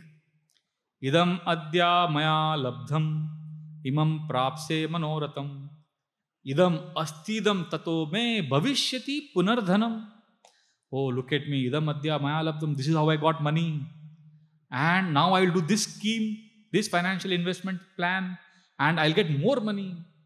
Idam astidam tato me, like this, bhavishyati, in future, punardhanam, I'm going to get more and more money. So like that, he starts planning, demoniac people. Haso maya hata shatru anishye chaparam api adyo bijanavan asmi konyosti sadrusho maya. Is there anyone more beautiful and handsome than me? This is what a demoniac person thinks. That I have killed so many demons, I have finished all the competitors. Aso maya hata shatru. And hanishye chaparam api, and the future competitors come, I'll kill them like this, I'll destroy them like this. Because I am the best, I am the greatest. Yakshe dasyami modishya iti agyana vimohita. Krishna says, this is how the demoniac people are bewildered by agyan. And Kamsa, he knows that the 8th child of Vasudeva and Devaki will kill him. He has heard the Akashvani. But still he is confident that he has a foolproof plan banaya, Krishna will be killed. So demoniac people, sometimes they know what is right and wrong, but still they are not able to give up. Kalia, he actually saw Krishna. The first thing Kalia felt was when he saw Krishna, this is such a beautiful child. Kalia was actually attracted. Kalia found Krishna very attractive, but the envy was so much that immediately it covered. At one point of time in the Mahabharata war, Duryodhana realized that Krishna is God. Duryodhana said that, oh, Krishna is God. We will lose the battle. Krishna is Supreme Lord. No, but we will win the war. I have Dronacharya, I have Karna. So this is how illusion keeps us going in material world. This Kamsa is, see, we are discussing about Krishna, but we should also discuss about Kamsa. Because we have Kamsa within us. We want power, name, fame. But we don't realize everything will be finished by Krishna in the form of time. You know, there was one drawing somebody sent me long back on WhatsApp.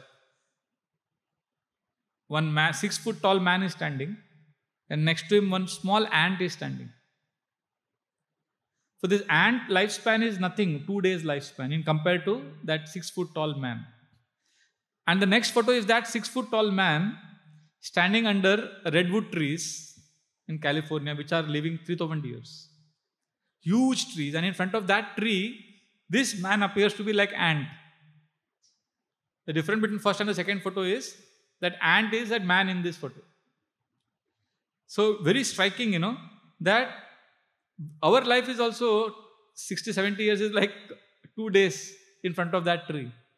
But we have so much illusion in these 60, 70 years. We are so much busy in eating, sleeping, sex life and defending that we forget the goal of life and we make such elaborate plans. This is how Avaranatmika Shakti and Prakshepatmika Shakti cover our intelligence. Maya Devi ensures that we keep coming back to material world again and again. We keep taking birth. She has made a perfect plan that even if we have a desire to go back home, back to Godhead, she will do something by which we will be convinced that I have to come back. Like one man went to a shoe shop and he was buying the shoes and he told the fellow, that salesman there, that Acha hai, but I don't have money. I'll come tomorrow and pay the money. Can I take the shoes now? The salesman said, ठीक है, अच्छे से pack करके दे दिया उसको. So when that man left, the manager saw the whole thing and he called him for a rascal. जूता दे दिया, बोल रहा कल पैसा लेके आएगा. So the salesman said, don't worry sir, I have packed only one shoe. So he will have to come tomorrow to give the money. So Maya Devi has packed our life in such a way that, वो पूरा भी misery नहीं देगी. Because पूरा misery दिया तो will run away. And she will not give complete happiness. She will give enough so that we keep coming back. So that hope will always be there. Kamsa is having hope, although he knows that 8th child of Vasudeva and Devaki will kill him, but still he has hope that I will somehow kill this child. Now after all this foolproof plan, the main plan is now, because he has to at least, the main thing is he has to get Krishna and Balram there. No? If Krishna and Balram don't come there, of course Keshi and Vyamasura have gone, but what if they also get killed?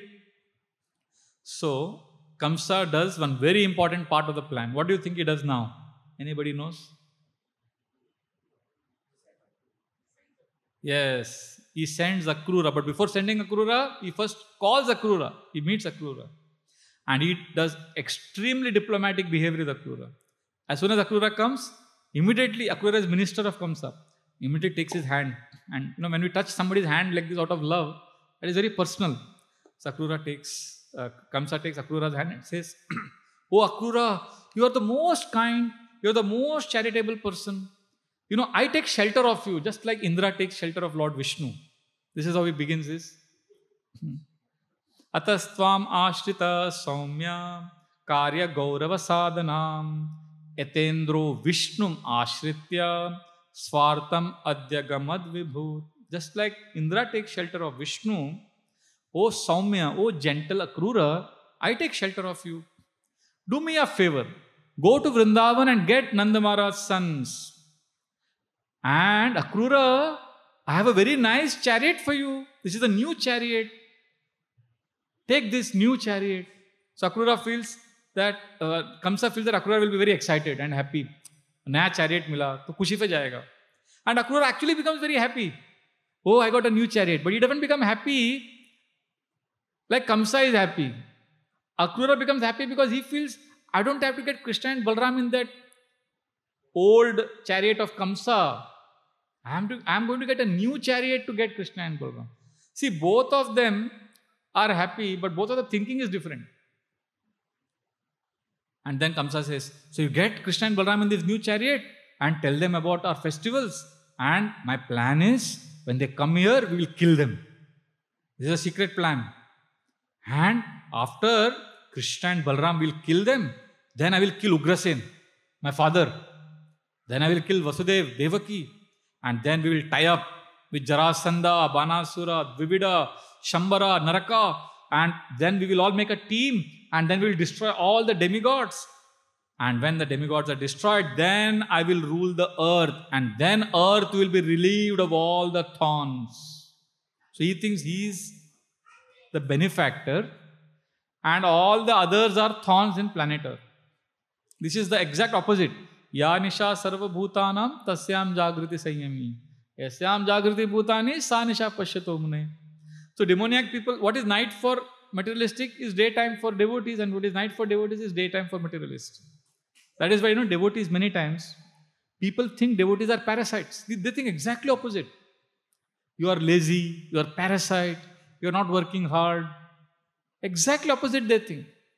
Our Muralidhar Prabhu and Deepak Bagla Prabhu were once doing book distribution many years ago. A taxi fellow looked at both of them and said, "Arey, tum log bhik mangte hai pustak bech ke." So Deepak Bagla Prabhu got agitated. He said, "Arey, main CA hu."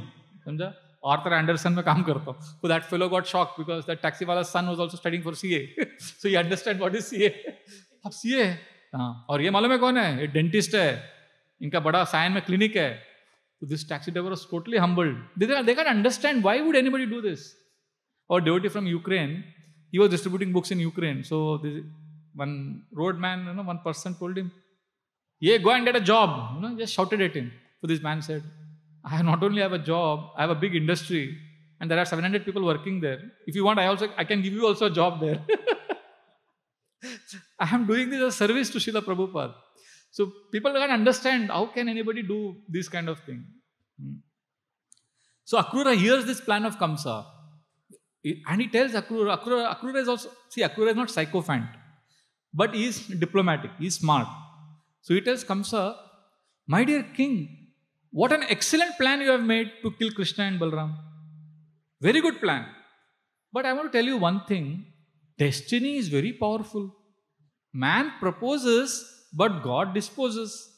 So there are some supernatural forces which are beyond us. But I am your friend, no? I am your servant. So I will get Krishna and Balram." So Vishwanath Chakravarti Thakur, he writes that sometimes when we are talking to a person, externally we say something, but internally we mean something else. So Vishwanath Chakravarti Thakur says, when Akrura was telling Kamsa that I will get Krishna and Balram, and I will do this, internally what Akrura was telling Kamsa, he was telling that, "O king, you are no different than a low-class animal. Your order is not fit to be executed, but I'll still do that order because you are a king and I'm your subject and I know you're going to die very soon and I want to fulfill your last wish." He did not say this. Externally he said, "I will get Krishna Balram," but internally he was thinking like this. And then Akrura internally, Vishwanath Chakravarti Thakur says, Akrura started laughing internally. "Ha ha ha, now Kamsa, you low-class wretch, your desires will not be fulfilled, but my desires will be fulfilled because I will go and see Krishna and Balram." Akrura becomes very happy. And seeing his happiness, Kamsa thinks he's very happy because he got a new chariot. And Kamsa thinks, "See how nicely I manipulated Akrura. I've given him a new chariot, so he has agreed to do what I want." Actually, Akrura is great happiness. This is one of the most beautiful chapters of Srimad Bhagavatam. Akrura entering Vrindavan. Now, but we have to take a detour. Now, what has happened? Before Akrura enters Vrindavan, somebody else has gone to Vrindavan. Who has gone to Vrindavan? Keshi. Now, Keshi was in the past life Indra's servant called Kumuda. So Indra was doing yajna or sacrifice. तो वो कुमुदा को घोड़े को देखे बहुत अच्छा लगा. Effect इतना अच्छा घोड़ा है तो घोड़े को चोरी कर लिया और उस पर राइड करने लगा. So Indra got very angry with him. In fact, he cursed him, "You become a horse." So he became a horse demon, Keshi. So servant, he wanted to take Indra's position, so Indra cursed him like that. In material world also, many servants, they they want to become master. Srila Prabhupada was in Japan, Tokyo. They got, Bhagavad Gita was agreed to be published by Dai Nippon, which was one of the biggest publishers that time. So in that meeting with the publisher, editor, it's a big meeting, and after the meeting, they all left their visiting cards on the table and left.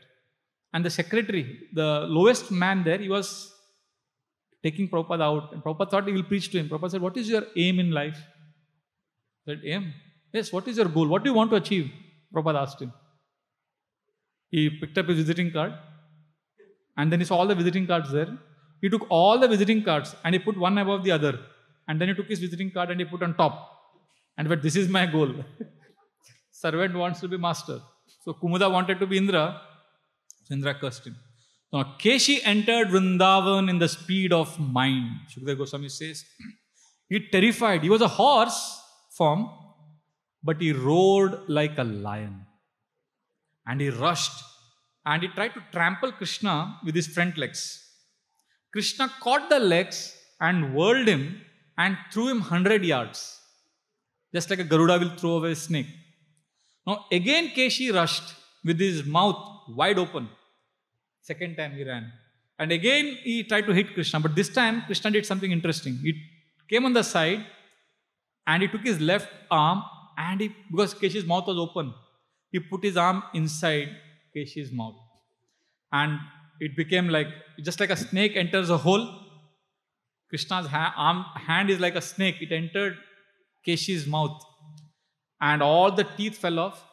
And Krishna's hand became very hot inside Keshi's mouth. And Keshi started perspiring. His legs started shaking hither and thither. And Keshi choked to death. And all the devatas showered flowers. Now see, Krishna's hand is said to be so soft. Very soft hands Krishna has. Lotus.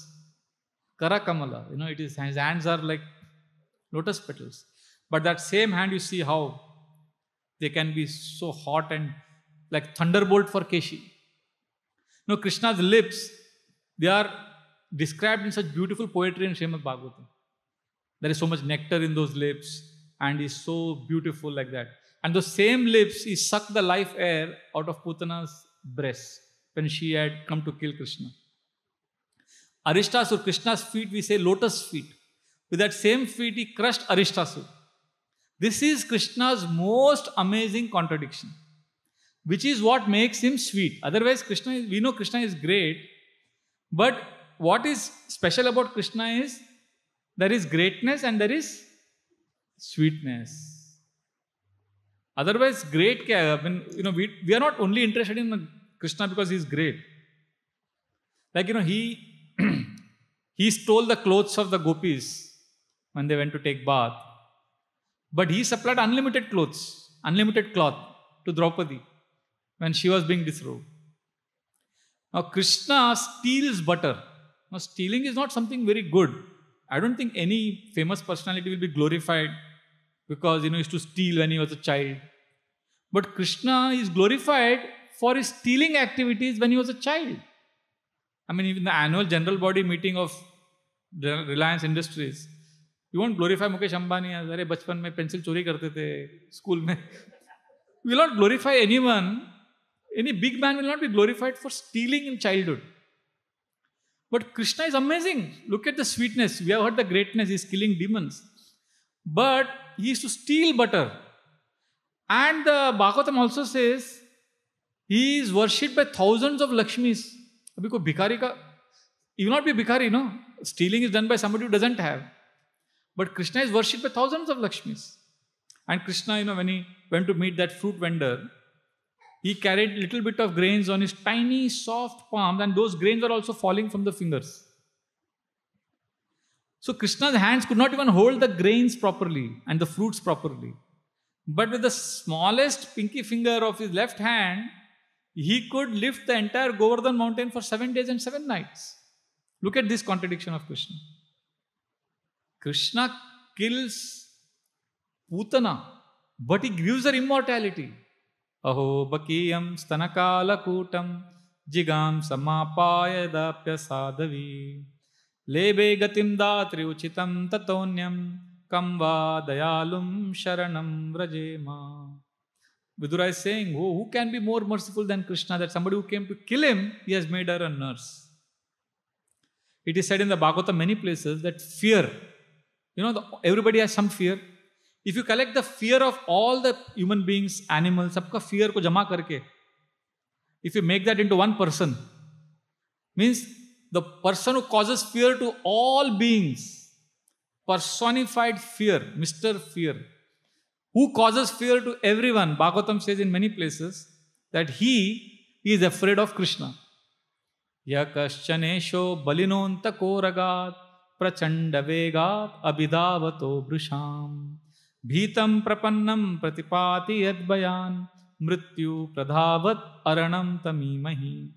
So, prachanda vegat, fear is compared to time. Time is compared to a python which devours all of us, and we are running away from the python of time in fear. But if you run to Krishna, then when the python sees Krishna, the python runs away and Krishna chases that python. That means Krishna, we are afraid in this world, but fear is afraid of Krishna. But Krishna is afraid of Mother Yashoda. Gopya dade tvai krita gasidhama tavad yate dashashru kalilanjana sambramaksham vaktram niniya bhaya bhavanaya stitasya samam vimohayati bhir api yad bibheti. Kunti Devi is bewildered. She is saying, Gopya dade tvai krita gasidhama tavad. Oh, Krishna, you are running away in fear of Mother Yashoda. And you are rubbing your eyes with your soft palms, and that black, your tears are washing away the black mascara on your eyes. So, this is bewildering to me, because fear personified is afraid of you, and you are afraid of Mother Yashoda. Krishna is bound by Mother Yashoda. But that same Krishna, later on, few minutes later, he liberates Nalakuvira and Manigriv, who are bound in that tree, in the Arjuna trees. Krishna's hand, it is considered to be very soft and cooling. When after the Rasa Leela, when Krishna puts his palms on the faces of the gopis, it is said that they experience the freshness and the fragrance of the lotus flowers found in Kailash Mansarovar. That's how fragrant Krishna's palms are. But that same hand, when he chokes Trinavarta or Vyomasur, or even he kills Keshi, it's completely contradictory. Krishna's feet is so soft, but the way he killed Shala, Kuta, we'll discuss that later when we come to Mathura. But, he did karate kick. So, feet, which is worshipped by the Devatas for its soft, cooling, giving shelter, Krishna can kill. So, the biggest contradiction about Krishna is all-knowing. He knows everything about everybody, because he is in the heart as Paramatma. He is called as Sarvagya, Sab kuch jante hai Bhagwan. Sarvagya. But that same Krishna is also called in the Bhagavatam as Mugdha, means completely bewildered and confused. Krishna is completely bewildered and confused when he is with Mother Yashoda. When he sees his own reflection in the pillar, he thinks, competitor has come to steal butter. And he gives him bribe. He says, I will give you some butter. You don't please tell Mother Yashoda that I have stolen butter. So he is Mugdha, he is bewildered, but he is Sarvagya. Actually, Vishwanath Chakravarti Thakur writes a very beautiful purport. Why Krishna gets bewildered? Although Krishna knows everything, but why he gets bewildered? He gives the example of a bumblebee. He says a bumblebee can penetrate wood. Daru beda nipunopi shadangrir. It has so much power, but still, nishkriya bhavati pankaja koshe. That bee gets trapped by a lotus petal and gets crushed. It is soft because that lotus flower has nectar. So when the bee goes to get nectar, the bee gets so absorbed in that nectar that the soft petals close and the bee gets killed. Although the bee has a capacity to penetrate hard wood, what to speak of a lotus petal. But that happens. He says similarly, Krishna is Supreme Lord, Sarvagya, but when he enters the heart of his pure devotees, which is like a lotus flower, he gets so much nectar there that he forgets his godhood. And then their heart closes, they capture him. and he becomes bewildered by their love. So this is the way Vishwanath Chakravarti Thakur explains. In fact, Uddhava once got bewildered when Krishna asked him his opinion. Uddhava said, "Arey, you are Supreme Lord, you know everything and you are asking me as if you don't know." So when we seeing the all-knowing Sarvagya Krishna as Mugdha, bewildered, ordinary people get bewildered. But Krishna is not bewildered like you and me. He is bewildered by the love. These are contradictions, and Jiva Goswami explains, all contradictions of Krishna is resolved if you understand one quality of Krishna. Many qualities are there, and all of them are contradicting. Whenever you get confused, just remember one quality of Krishna, and that quality of Krishna is one quality which makes everything adjusted. Everything is adjusted. And what is that one quality? Bhakta Vatsala. He loves his devotees, and for his devotees' sake, he will do anything. Janma karma cha vishwatman ajasya karturatmana tiryan rishishu yadhashu tadatyanta vidambanam. Kuchidevi is saying, I'm bewildered because you don't take birth, you don't have any activity to perform, and you're not of this material world, but still, Janma karma cha vishwatman, still you take birth, still you appear, and you appear amongst aquatics, amongst humans, amongst sages, amongst animals. In animal, Krishna comes as Varaha. As human beings, he comes as Ram, Lakshman, Parashuram. As aquatics, he comes as Matsya. As rishis, he comes as Naranarayan Rishi. So he proves basically that is inconceivable to our limited understanding. Common man cannot understand Krishna. When Srila Prabhupada then he said that you cannot understand Krishna, when devotee challenged him, Prabhupada invited you to write so many books. Prabhupada said, I wrote so many books so that you can understand that you cannot understand Krishna. It is very important. Srila Prabhupada writes in one purport in Chaitanya Charitamrita that one cannot understand Krishna without being a lover of Krishna. In Madhavendra Puri section, Prabhupada writes that. Unless we have experience of Krishna, unless we love Krishna, we cannot understand Krishna. So Krishna has nothing to do with this material world. Please understand that. Natasya karyam karanam cha vidyate natat samascha vitikasya drishyate sabhavaki jnana palakriya cha parasa shakti vivideva shruyate. Shvetashvara Upanishad says, Krishna is not obliged to do anything. Krishna has nothing to do in this world. But still he comes. Because Krishna has told in the Gita, Man mana bhava madbhakto, remember me, worship me. So how do we do that? How do we remember him? To help us remember him, he comes, he performs pastimes, so that we develop love for him. And in that love, when we see Krishna, we can appreciate. Premanjana churita bhakti vilochanena. Krishna wants us to see him with our eyes being anointed with love. That's why we sing in the bhajan, no? Gopinath tumi kripa parobara jivera karane ashiya prapanche lila koilo suvistara. Gopinath, you are most merciful because for our sake you come to this world and you perform Leela so that we can get attracted to you.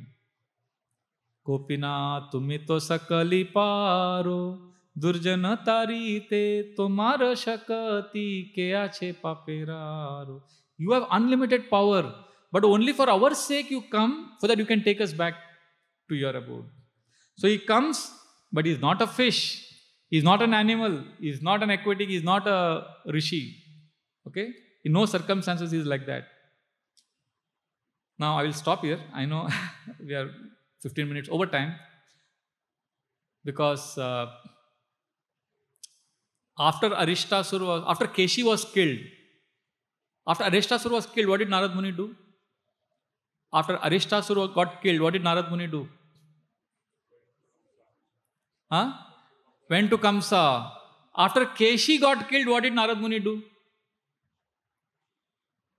Narad Muni went to Krishna and he told him, I want to talk to you in a solitary place. He took him to a solitary place and he offered lot of prayers.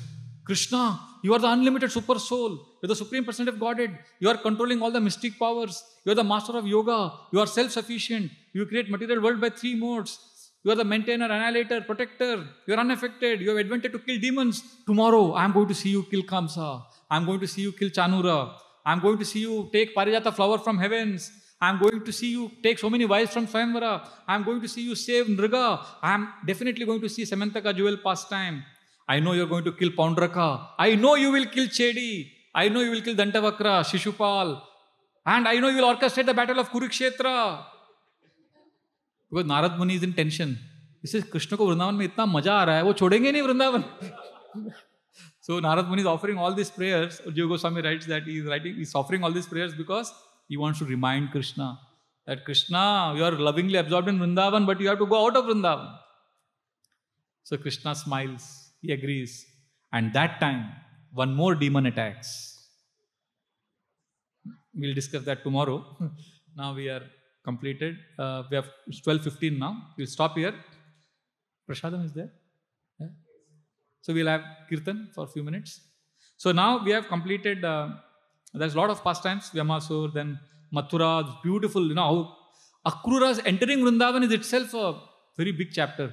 And Akrura going from Vrindavan is also a very beautiful chapter. What happens to Akrura when he's going out of Vrindavan, when he's coming to Vrindavan, and what happens to the Vrindavan residents, the gopis, when Akrura takes Krishna.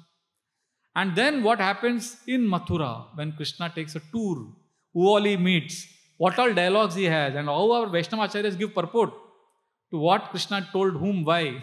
Those things are secrets that are revealed by the Acharyas. And then how Krishna kills Kamsa, and then we will discuss all this tomorrow. Now we'll have some Kirtan for a few minutes.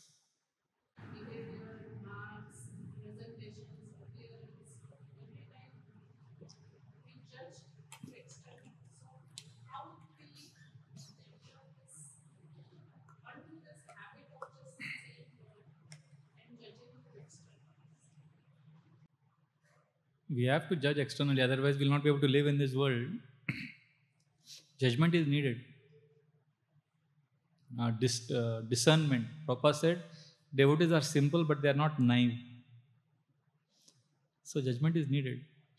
But we are also discussing the principle, like, seeing pure devotees, seeing Krishna, and spending at least some time in a day in the space of non-judgmental observation. Some time.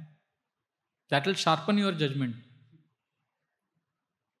When we spend some time with Krishna and holy name, that will sharpen our judgment. If you don't have strong sense of discrimination, you will be hoodwinked by anyone and everybody.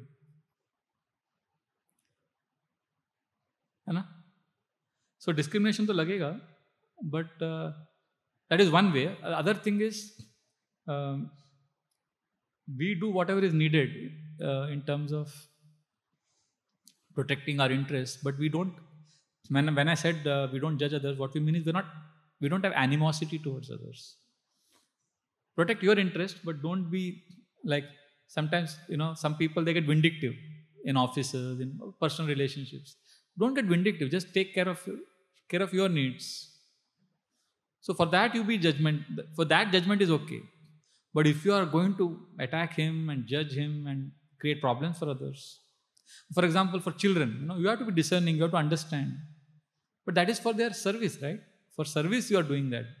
So why do we judge? Why do we do all of that? It's for service. See, here we are talking about a different context. But in our day-to-day life, that's why I always say that aspirational reality and adjusted reality. Here we are talking about the ideal Vaishnava etiquette, Vaishnava living.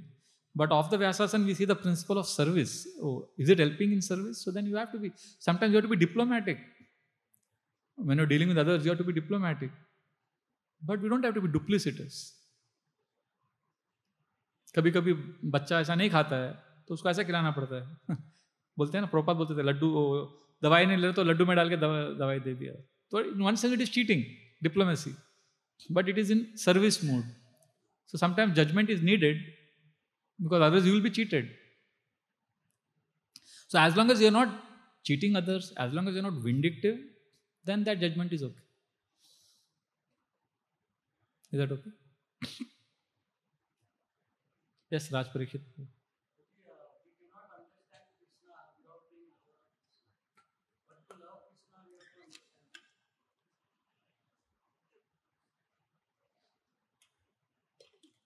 Yes, you are right.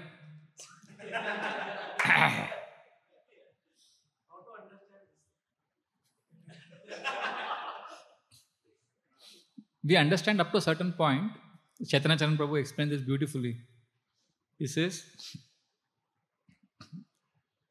God is not logical, God is not illogical, God is translogical. So he says, what is illogical? Illogical is something which doesn't stand in front of logic. And logically means which is explained by logic. He says God is translogical means God is somebody in front of whom logic doesn't stand. Logical is somebody in front of which logic doesn't stand. No? Illogical is something in front of which doesn't stand in front of logic. Logic like explain नहीं कर सकते. But Krishna is translogical. उनके सामने logic ही नहीं आएगा. Logic उनके नीचे है. So yeah, understand little bit enough to develop love for Krishna. So we understand Krishna, and basically, what I understand, I have understood it like this: that when we are hearing about Krishna, here is an open heart, sincerity, open. मतलब judgment मत pass करो, बस open. Allow yourself to be influenced. So then, when we understand, that understanding will give love. When we hear with filters, then we can't develop love for Krishna.